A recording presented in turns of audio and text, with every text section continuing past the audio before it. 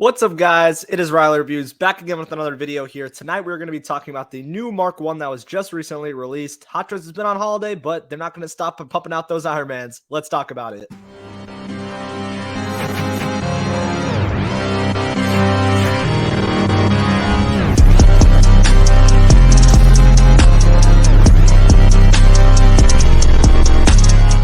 Okay, guys, so we're not going to waste any time here. We have the Mark 1 unboxing just released. We're basically going to look at what Sideshow posted. Obviously, if you guys didn't know, Sideshow always posts out the unboxing/release. So we're going to take a quick look at it, just kind of get my overall thoughts and reaction to this. So let's check it out. And so far as I could see, the box presentation just looks amazing. It looks fine. And the figure looks really cool. This was one that I was definitely interested in, but honestly, after seeing the release, I'm a little bit more so at this point being selective. So I'm probably not going to pick this up because if you guys didn't know, with Marvel, I'm really trying to only stick to Spider-Man/villains of the MCU. But other than that, I'm trying to steer clear. But I can't deny that this is a really cool looking piece. It doesn't really come with a lot. If you think about it, is this everything? It's not really a lot, which is kind of surprising when you see Hot Toys Iron Man. But I mean, Tony Stark built this in the cave. It's the iconic scene, so he's not going to have much tools to add to this figure. But we can see it right here. Honestly, the first thing that I can talk about is how shiny this looks comparison to the original, because you can tell, you can totally see that die cast, because I think that was one of the most important things to people, having that die cast pieces now. It really does look really nice and stands apart. And right there, you get a close-up. I think that's really good looking. This looks really nice. I really like that.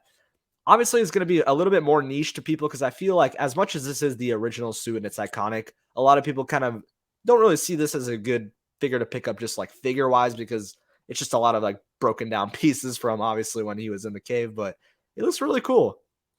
Let's go a little bit further here. Yeah, paint looks nice. It's got a little bit of battle damage on the back. Okay, we got to talk about it, guys, though. Are we disappointed with this? Because I know a lot of people, so far as I can see, it's been about 2 hours since it's been released. There's been a big concerns of how you can't release a 2.0, or I think this is a 3.0 now, and just have the same exact sculpt with updated paint apps.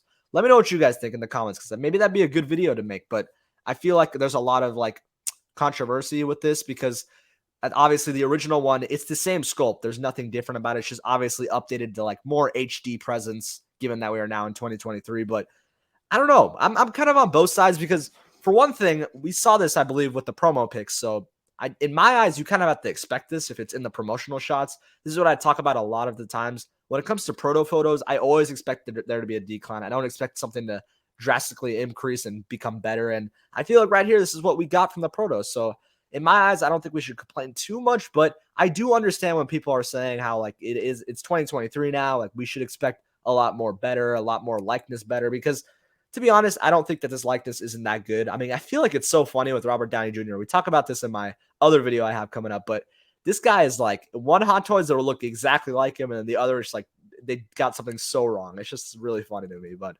this one's decent. It's not one of their best Robert Downey Jr. sculpts in my opinion, but it's not really that bad. I'd probably give it an 8 out of 10, 7.5 maybe. I don't know. Let me know what you guys think. What would you rate it in the comments? And hit the like button if you're picking this up, because I know that there's a lot of people out there who have been clamoring for this Mark 1, and it's finally here. So let's keep going a little further. I mean, it looks really nice in the light. I'm not going to lie, with the die-cast pieces. This is going to be a hefty boy when you get them on the shelf, when you pick them up. And we're going to talk about the USB on the back. This is really nice, because that looks really nicely lit. I believe it's all USB powered. I believe. Don't quote me on that, but I'm pretty sure it is. We're going to go into the contents of the backside, which is right here. What do you guys think about this? Honestly, when I first saw this got announced and they included this, I was like, wow, this is so amazing. I love this. This is good. This is this sets everything apart. This is the most incredible thing I've ever seen. But now looking back at it, when we do get this in hand, are we really going to have this on just all the time with this wire behind him? I don't know. Maybe you will. Maybe I won't. Maybe I'm talking crazy. But as you can see right here, that is the USB port that you plug it into. I feel like we're so happy to see USB nowadays, but at the same time, I have seen from other reviewers who have USB figures, and they don't really like that a wire is just totally dangling out on his body, and you can just totally see the wire. It kind of ruins that realism aspect. But let me know what you guys think about in the comments. Maybe I'll make that a segment if you kind of are for this USB. I mean, I think we can all agree that it's better than batteries that die in 2 seconds, but I feel like there should be a way where you can have rechargeable USB ports to where you plug it in, it's charged, and then you plug it out. You don't have to have it in all the time. That's what I'd say. But who knows if that can ever be done. But again, having this USB thing that has a spinning motor, it's different, it's cool, but I feel like I'm not really gonna like end up using that because I mean, it's a motorized thing, but it's behind the figure. So I feel like you're not really going to use it a lot, in my opinion. Maybe you will because it's just really unique and you're an Iron Man collector. Let me know if you guys are in the comments. Really nice little piece there. It obviously has the flame effect. And let's skip a little further because I want to see the actual side-by-side because I believe they included that.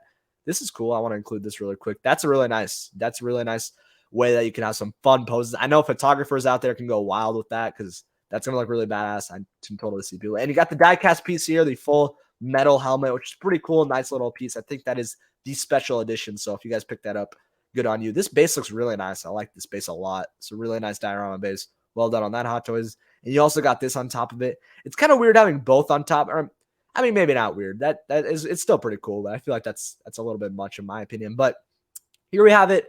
What do you guys think? Is this a valid 2.0?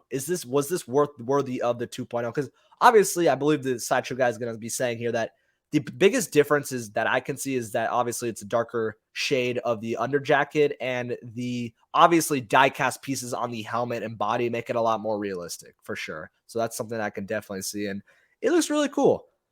Again, guys, I think I'm going to end up skipping on this, but again, here we have the side-by-side of the sculpture. What do you guys think? Because I know there's a lot of people posting this up saying like, oh man, this is ridiculous. Like, why does it look almost the exact same as the original, just updated? I don't know, guys. I mean, it was in the promotional shot, so I feel like we should expect that. If it wasn't and it was totally different from proto to final, maybe we can be a little upset, but you got what you paid for end of the day. And it's really nice to show in the back here a lot more details, obviously. And yep, showcasing the poses here, kind of wrapping it up there. But it's a really good looking piece. It's a good looking piece. Obviously, those Iron Man collectors out there are going to be excited. It's really cool. But in my eyes, I'm just going to be probably skipping on this. I mean, look at all the Mark 1 through 10s we've gotten in the past few months. It's really nice to see these 2.0s kind of spring out of nowhere and are getting released, and they're looking great. I mean, apart from people who have been talking about the sculpt, let me know your guys' concerns about that. I always love hearing what you guys have to say in the comments because it gets that conversation going. It shows that you guys appreciate the content. But if you did, hit the like and subscribe button, guys. We're almost at that 1.5K sub mark, so thank you guys again for all the support. Let me know all your thoughts on how this Mark 1 turned out for you. Are you picking it up? Are you disappointed with the sculpt, like the concerns I talked about before, the USB light up?